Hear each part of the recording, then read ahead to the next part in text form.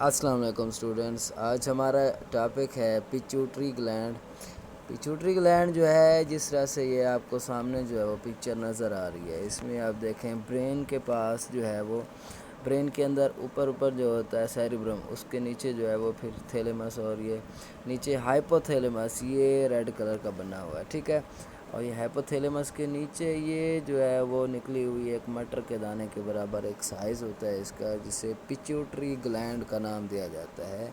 اسے master gland بھی کہا جاتا ہے، ٹھیک ہے۔ تو یہ پیچوٹری گلینڈ جو ہوتا ہے، آگے اس کا ہم نے جو ہے وہ دیکھیں انٹروڈکشن پڑھنا ہے۔ تو پیچوٹری گلینڈ کے انٹروڈکشن میں اب یہ دیکھیں واضح پکچر اب آپ کو نظر آ رہی ہوگی، یہ بلیک کلر کا نیچے جو نکلا ہوا ہے، ریڈ کلر کا یہ ہائپوتھیلیمس ہے، اور اس کے نیچے پیچوٹری گلینڈ واقع ہوتا ہے، ٹھیک ہے بیٹا۔ تو what is pituitary gland? Pituitary gland ہوتا کیا ہے اگر اس کی ڈیفینیشن کرنا چاہیں؟ The pituitary gland sometimes called the hypophysis, hypophysis cerebri یا ہائپوفائسس بھی کہا جاتا ہے اسے، as a small gland that dangles from the base of the brain like a pea on a string, dangle from the base of the brain, یہ اب brain کی بیس سے یہ نکل رہا ہے، ٹھیک ہے، like a pea on the string, ٹھیک ہے۔ جب جس طرح سے جو ہے وہ ایک سٹرنگ کے اوپر، ایک لڑی کے اوپر جیسے مٹر کا وہ ہوتا ہے، مطلب وہ ہوتی ہے، تو اس میں جو ہے وہ مٹر پائے جاتے ہیں، دانے ہوتے ہیں، تو جو پھلی ہوتی ہے، پھلی کے اندر جس چیز سے جو دانے ہوتے ہیں وہ لگے ہوتے ہیں، تو وہ سٹرنگ ہوتی ہے۔ یہ بھی ایسے ہی ہوتا ہے۔ Several hormones produced by the hypothalamus are stored here and released into the blood, مختلف طرح کے ہارمونز جو ہوتے ہیں وہ ہائپوتھیلیمس میں جو پروڈیوس ہوتے ہیں وہ اس میں آ کے سٹورڈ ہوتے ہیں اور یہاں سے بلڈ میں ریلیز ہوتے ہیں۔ مطلب ہائپوتھیلیمس یہ جو ریڈ والا ہے، اس میں مختلف طرح کے ہارمونز جو ہے وہ پروڈیوس ہوں گے، پروڈیوس ہو کے یہ نیچے آ جائیں گے انٹو دا پیچوٹری گلینڈ، اور پیچوٹری گلینڈ میں یہ سٹور ہونے کے بعد کچھ عرصہ سٹور، کچھ مطلب وقت کے لیے سٹور ہونے کے بعد یہ travelled to the body through the blood, یہ بلڈ میں پھر ٹرانسفر کر دیے جاتے ہیں، ٹھیک ہے، ڈائریکٹلی بلڈ میں۔ اب یہ پیچوٹری گلینڈ کی جو ہے وہ اصل پکچر دکھایا جا رہا ہے، اس میں اس کے دو پارٹس ہوتے ہیں، ہائپوتھیلیمس کے نیچے جو پیچوٹری گلینڈ ہوتا ہے۔ اب یہ جو آپ کو اورنج کلر کا یہ نظر آ رہا ہے پارٹ، اس کو کہتے ہیں انٹیریئر پیچوٹری۔ دو لوبز ہوتے ہیں نا اس کے، یہ دو لوبز جو دکھائے جا رہے ہیں، ایک لوب اس کا انٹیریئر پیچوٹری ہوتا ہے، اور اس کا جو سامنے والا لوب ہوتا ہے، جو اوپر والا لوب ہوتا ہے، اسے پوسٹیریئر پیچوٹری کا نام دیا جاتا ہے، ٹھیک ہے۔ تو اس طرح سے pituitary gland is consist of two lobes, ٹھیک ہے، دو لوبز پر مشتمل ہوتا ہے۔ تو یہ پیچوٹری گلینڈ کا یہاں پہ سٹرکچر جو ہے وہ جو نارمل سٹرکچر ہے، it is very small, only the size of a pea, ایک مٹر کے دانے کے برابر اس کا سائز ہوتا ہے پیچوٹری گلینڈ کا، اور 500 ملی گرام اس کا سائز ہوتا ہے، ٹھیک ہے۔ لوکیشن اگر اس کی بات کریں تو just we have told in the previous, بیٹا یہاں پہ لوکیشن کیا ہے یہ آپ کو بتائی جا رہی ہے، یہاں پہ جو پیچھے ہم نے پڑھی ہے ہائپوتھیلیمس کے نیچے برین میں یہ پائی جاتی ہے۔ تو site just beneath the base of the brain behind the bridge of the nose lies in the hypophyseal fossa, ٹھیک ہے، آف دا سفینائڈ بون بلو دا ہائپوتھیلیمس، ہائپوتھیلیمس کے پیچھے جو ہے وہ سفینائڈ بون کے جو ہے وہ پاس پایا جاتا ہے، اسی کے ساتھ ہی پایا جاتا ہے۔ اور یہ جو مطلب پوائنٹ ہے جس سے یہ اٹیچ کر رہا ہے، یہ چھوٹا سا سرکل لگا ہوا ہے، اسے انفنڈیبلم کہتے ہیں، یہ پوائنٹ آف اٹیچمنٹ ہوتا ہے پوسٹیریئر کو، مطلب یہ مکس کرنے والا، ملانے والا۔ تو یہ امپارٹنٹ آف پیچوٹری گلینڈز کی اہمیت کیا ہوتی ہے؟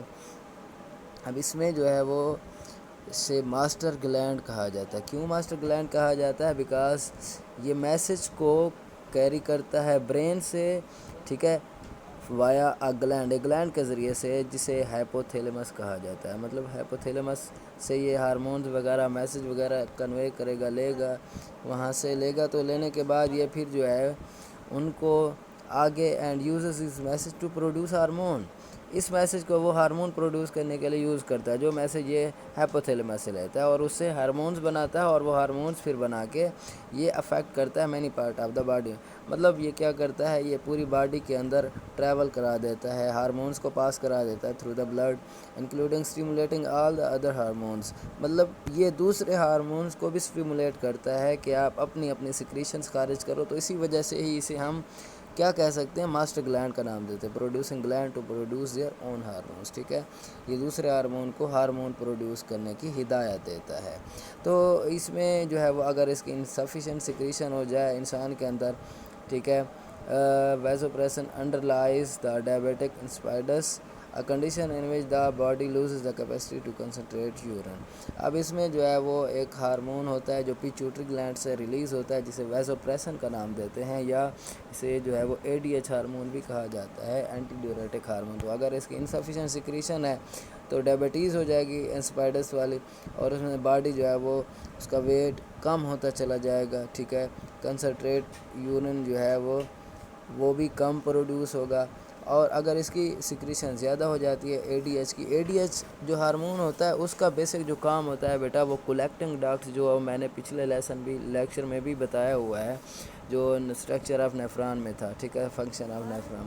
تو اس میں نے آپ سے ڈسکس کیا تھا کہ جو ADH ہوتا ہے یہ اصل میں پیچوٹری گلینڈ میں بنتا ہے، اور اس کے بعد یہ جا کر افیکٹ کرتا ہے کولیکٹنگ ڈکٹس میں، وہاں پہ ری ایبزارپشن آف دا واٹر کرتا ہے. اب اس کی اگر سیکریشن بہت زیادہ ہو جائے تو مطلب ری ایبزارپشن بھی بہت زیادہ ہو جائے گی، اور جو وہ ہے یورین ہے وہ بہت زیادہ جو ہے گاڑھا پروڈیوس ہوگا. ٹھیک ہے، تو اس کا جو مطلب جو پرابلم ہوتی ہے، سینڈروم ہوتا ہے، اسے ہم کیا کہتے ہیں، syndrome of inappropriate antidiuretic hormone. اور اگر اس کی انسفیشینٹ سیکریشن ہوتی ہے، مطلب جو یورین ہے وہ بہت ہی پتلا پروڈیوس ہوتا ہے. ٹھیک ہے، اور ڈائبٹیز انسپائڈس ہو جاتی ہے. افیکٹڈ انڈیویجول جو ہوتے ہیں اس میں 20 لیٹر یا اس سے بھی زیادہ جو ہے وہ یورین پروڈیوس کرتے ہیں پورے دن میں.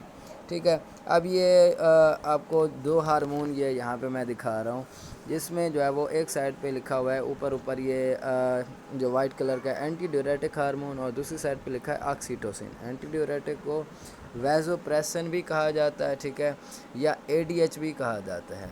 تو اس کا جو بیسک جو مطلب فنکشن ہوتا ہے وہ کڈنی اور آرٹریولز پر ہوتا ہے، کڈنی اور آرٹریول کو یہ افیکٹ کرتا ہے. ٹھیک ہے، اور اس کے جو بیسک کام ہوتے ہیں ویزوپریسن کے، جو ابھی میں نے آپ کو بتایا کہ اسٹیمولیٹ واٹر ریٹینشن یا ری ایبزارپشن کرتا ہے کڈنی کے اندر. بیسیکلی یہ کولیکٹنگ ڈکٹس میں جا کر کرتا ہے. ٹھیک ہے، اور rises the blood pressure by contracting arteriole کو یہ کنٹریکٹ کرتا ہے اور بلڈ پریشر کو انکریز کر دیتا ہے. ٹھیک ہے، یہ موسٹلی اسی وقت ہی کنٹریکٹ کرتا ہے جب جو ہے وہ سردیاں ہو جاتی ہیں. سردیوں میں بلڈ کی جو نالیاں ہوتی ہیں وہ کنٹریکٹ کر جاتی ہیں تاکہ ہیٹ کنزرو رہے ہماری باڈی میں، اور ہمیں جو ہے وہ سردی نہ لگے، ہیٹ جو ہے محفوظ رہے. ٹھیک ہے، اور اس کے بعد انڈیوس کرتا ہے میل اگریشن. میلز کے اندر جو ہوتا ہے نا، جو غصہ ہوتا ہے، اس غصے کو کریٹ کرنے والا جو ہارمون ہوتا ہے وہ ADH ہوتا ہے. جتنی زیادہ ADH آئے گا اتنی غصہ بھی زیادہ آئے گا. اس کے بعد سیکنڈ سائڈ پہ ہے آکسیٹوسن ہارمون. اس کے دو بیسک فنکشن ہوتے ہیں، ایک تو یہ یوٹرس پر جو ہے وہ ایکٹ کرتا ہے، اور دوسرا میموری گلینڈز پر. ٹھیک ہے، تو اس کے مطلب ایفیکٹس میں آ جاتا ہے، یوٹرائن والز کو کنٹریکٹ کرتا ہے جو یوٹرس پہ، مطلب اگر یوٹرس پہ یہ ایکٹ کر رہا ہے تو اس کے ذریعے سے یوٹرائن وال کو کنٹریکٹ کرے گا، اور برتھ اور ڈیلیوری کے مطلب اس کے بھی دوران یہ زیادہ ہیلپ دیتا ہے. اور اس کے بعد لیکٹیشن مینس کے لیکٹیشن یہ بہت زیادہ پرووائڈ کرتا ہے. میموری گلینڈز جو ہوتے ہیں اس کے اوپر یہ ایکٹ کر کے اسی وجہ سے جو گائے بھینسیں ہوتی ہیں تو انہیں آکسیٹوسن کے انجیکشن لگائے جاتے ہیں، so that to produce a maximum amount of the milk and milking کے دوران. تو اسی وجہ سے آکسیٹوسن کی بہت زیادہ جو ہے وہ اہمیت ہوتی ہے. تو چلیں آج جو ہے وہ ابھی اس کی ٹائپس تک ہی کافی ہے. تو انشاءاللہ اگلے لیسن میں ہم یہ والا جو ہے وہ انٹیریئر پیچوٹری اس کو جو ہے وہ فردر ڈیٹیل سے پڑھیں گے. Thank you so much.